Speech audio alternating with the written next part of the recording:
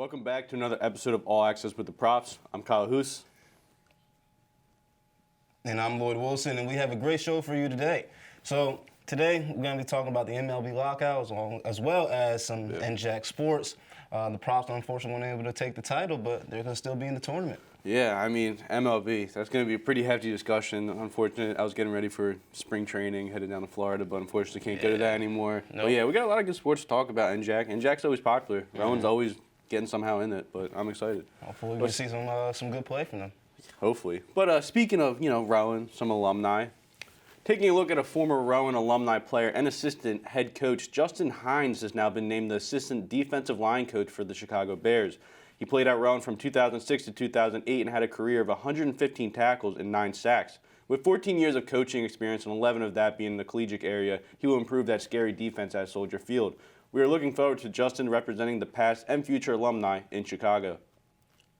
Rowan men's basketball team will open play in the 2022 season NCAA Division III tournament on Friday, March 4th, when the Props take on Susquehanna at 5 p.m. at the Freeman Center on the campus of Christopher Newport University. The winner will advance to the second round and face the winner of the Christopher Newport and Broch matchup on Saturday at 7:30 p.m. The College Swimming Coaches Association of America released its final national and regional ranking for the season. Rowan's men's squad was ranked 15th nationally and 3rd in the Northeast-South region, while the women's team was ranked 10th regionally, also in the Northeast-South region.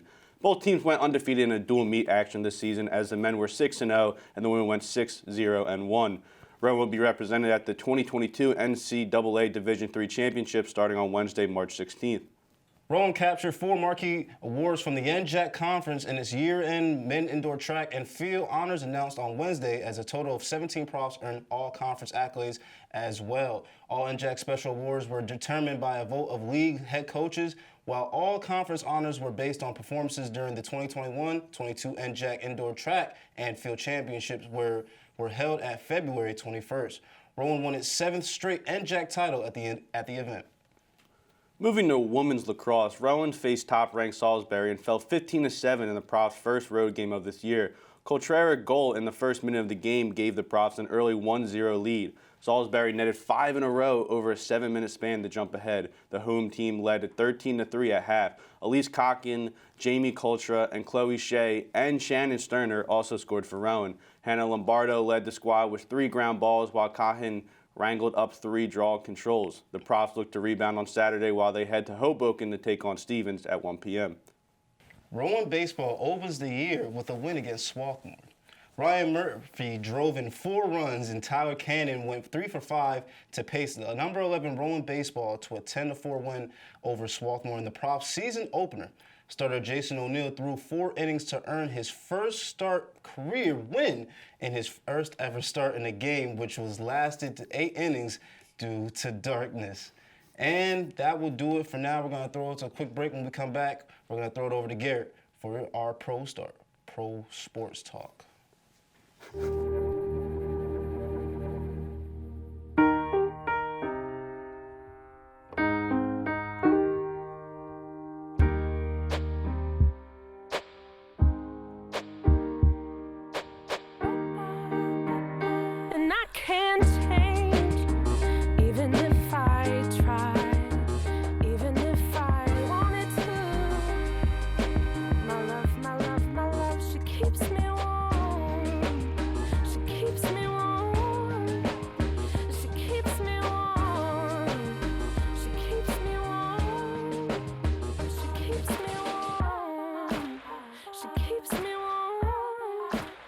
We are neighbors and best friends. I love my sister.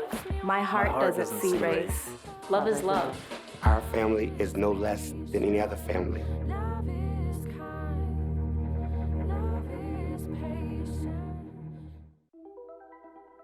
Todd's a great guy.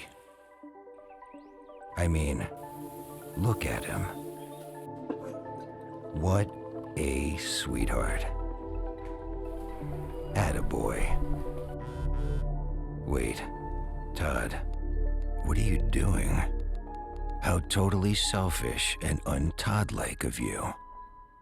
Come on, Todd. Come on, man.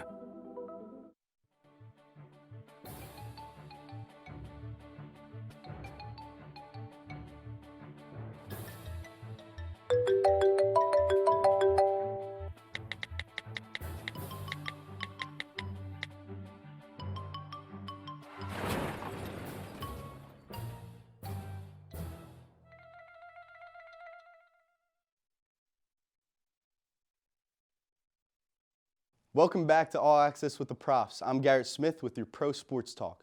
We're starting off with some MLB news, or the lack thereof. The MLB has been on a lockout since December 1st when their collective bargaining agreement expired. The MLB Players Association and Major League Baseball are looking to come to an agreement on various controversies, mainly revolving around player salaries.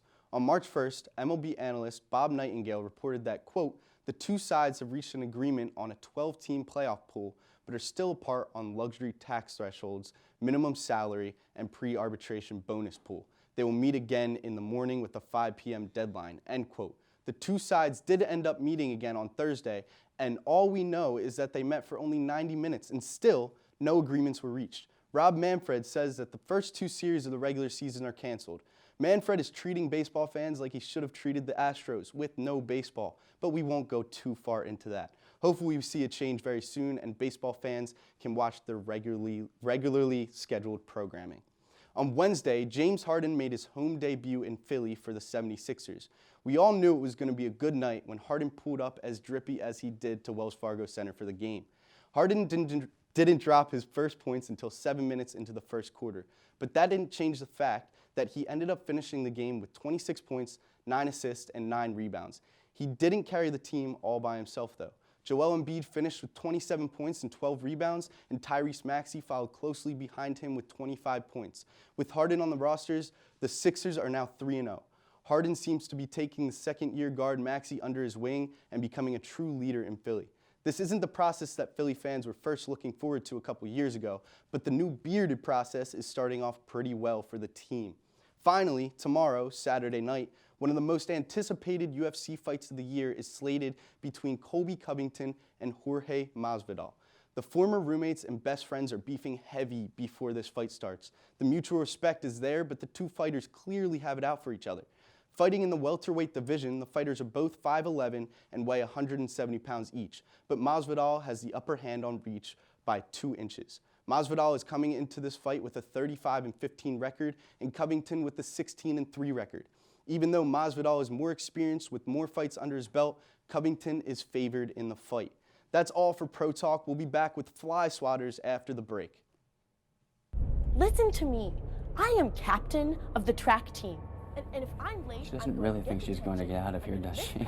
Be nice. She's new. Hello, is anyone there? Ugh! Wow. Even from our standards, you look awful. Oh, sweetie, what happened? Me?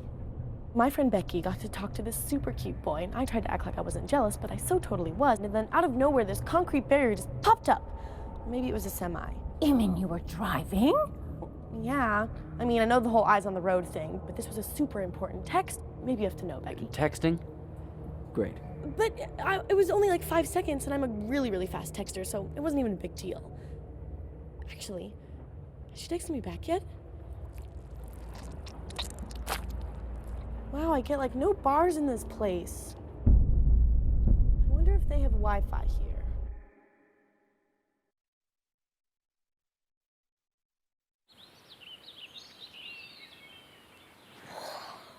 Oh, look, a redhead. Staring contest.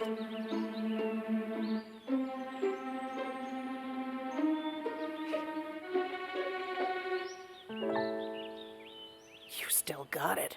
I know. Come alive with the forest. The dad was cute. You were looking right at us. Visit discovertheforest.org to find a forest near you. Hey, did you know that 2.4 million loving cats and dogs in shelters and rescues need our help to find a home? Go to theshelterpetproject.org and search your local shelters and rescues. Go for a cuddle with your next best friend. Adopt. Welcome back, and we are finally getting to one of my favorite segments. We got Fly Swatters today. A little change up in the show. In this part of the show, we will be voting on some of the best blocks and swats that has happened recently in the NBA. March Madness is coming up, and I know we are going to be packed with these. We got the man, the myth, the legend. The MVP race so far is in his hand. The king of Philly shows how dominant he is on offense and defense. The shooting guard, Emmanuel Quickley of the Knicks, thought he could get by Embiid with a little quick layup. He gets absolutely swatted and destroyed. Embiid says, not in my house, not in anyone's house. Knicks, they're terrible. Embiid takes it all the way out. Love it. Leading the MVP race. None of you guys are going to top this. I already know. Lloyd, let's hear what you got. So check this one out. Giannis Antetokounmpo, he drives down the lane with the game on the line. And out of nowhere, Andre Drummond, the newly acquired net, sends this one to the baseline camera crew. All the Nets needed was size. They may have lost the battle in this game, but will they win the war? Possibly. The Nets, Nets and Sixers may see each other. You never know. You never know what happens in the East, but East is wide open. But hey, don't discredit the Knicks. But Gary, what you got? Okay, those were pretty good, but let's check out Malik Monk absolutely walking on air. I don't think anyone knew he had these hops in him, but he takes off, heads to the rim, takes the ball from Brandon Ingram like he's taking candy from a baby, comes down, inbounds, mind you, and throws the ball off Jose Alvarado, who's already out of bounds. Monk soaring to the sky and executing a fly swatter like no other has got to be the best. I don't know. I mean, I love my MVP, my Embiid, but Garrett, that was a pretty good one. Lloyd, what are you thinking here? I like his only because he was able to keep it inbounds. Monk was able to keep inbounds and throw it off to somebody else. I think that was solid. We might have a unanimous decision. It looks like Monk has won. I thought he was going to win, but, stealing that inbounds, that's the best part. So we got a couple other topics to talk about for this part of the show. We got the NBA MVP frontrunners. We got the lockouts. Let's talk about NBA first. Who is your MVP? I'm going to swing it to Lloyd first. Who's your MVP? I gotta go with Ja Morant. I know it's crazy with how the way Embiid has been playing pretty much all season. I know he got robbed the past season because of injury, unfortunately. But I gotta say Ja because the way he's just been playing has been out of his mind. His team is winning. His team is gonna definitely be in the postseason. It's gonna be a fun team to see. But I gotta just say Ja because without him, that team is absolutely nowhere. And I don't think that team has any kind of buzz within the NBA. All right. I can understand that. I like him. What about you, Garrett? What are you thinking of? I got to go with my man from Philly, Embiid. All right. City of love, and I'm loving Embiid. I'm telling you, he got robbed last year. Yeah.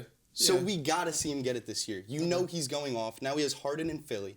They're killing it together. You got Maxey Harden and Embiid just absolutely killing the game. Embiid is not going to lose this one. I'm telling you, he's got MVP this year. All right, so I know I was a big fan of Embiid for the dunks and the swats, but I'm going to have to go with an oddball. I'm going KD.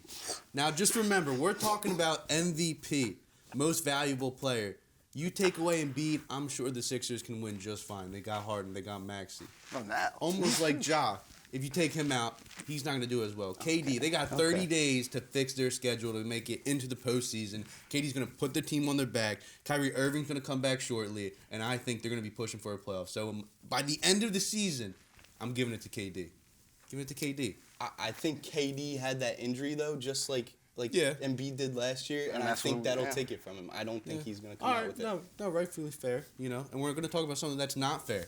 We're going to talk about MLB. What are they doing? God. What are they? I was excited for spring training. I bought my tickets to go to Florida to see the Phillies. I was all excited. And now I got to stay here. What is going on? I think the people that got robbed the most, I really think, are the fans. I mean, I know the players. 100%. The players still make an incredibly amount of money, and they obviously should. But I think the fans, like you said, season ticket holders, people that already bought their tickets to go see these games, and out of nowhere they get canceled. Also, the people that work those games as well.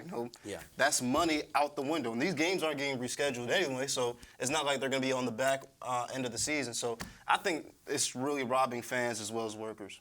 Yeah, I mean, I agree. I mean, it sucks that we're not going to get baseball. We're gonna, at least from now, we are missing 2 of the first series for everyone.